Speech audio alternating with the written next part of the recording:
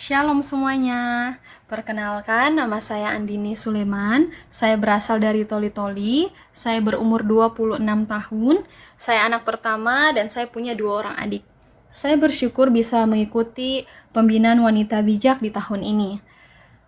Mau kesaksian sedikit, di saat saya mengikuti wanita bijak membahas mengenai mengejar kasih, di saat itu saya sedang mengalami problem yang di luar kemampuan saya, di mana adik perempuan saya akan menikah dengan seseorang yang pertimbangan secara pribadi saya tidak menyetujuinya. Dalam pertemuan keluarga, spontan saya langsung bilang bahwa saya tidak akan menghadiri acara pernikahan adik saya dari awal sampai akhir. Saya akan berhenti kerja dan saya akan cari pekerjaan di tempat lain. Saya bicara itu dengan mengeluarkan air mata. Konflik ini membuat hubungan saya dan keluarga saya menjadi renggang. Nah, ketika saya mengikuti kelompok kecil sharing mengenai wanita bijak, membahas mengenai mengejar kasih, di situ saya disadarkan, di situ saya ditegur, dan kasih Tuhan menjamah hidup saya. Sehingga saya berkomitmen, saya akan datang minta maaf kepada orang tua saya, dan saya akan memperbaiki hubungan saya dengan orang tua saya. Singkat cerita, tidak langsung besoknya saya minta maaf ke orang tua saya. 2 hari setelah saya sharing bersama dengan Kak Marina, saya datang ke orang tua saya dan saya minta maaf karena apa yang saya perbuat itu salah.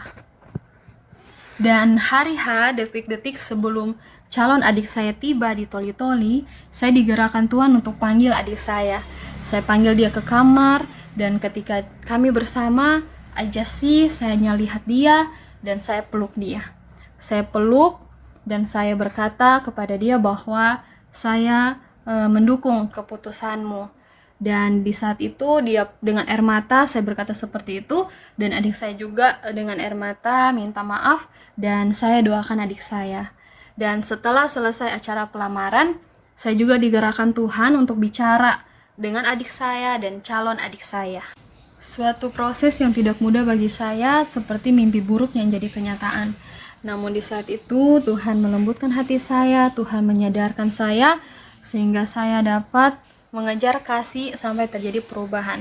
Tuhan mengubah hidup saya sehingga saya mampu untuk mengasihi sama seperti Tuhan yang mengasihi tanpa syarat.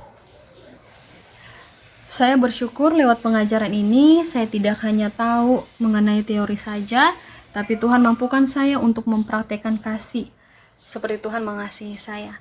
Terima kasih, Tuhan Yesus memberkati.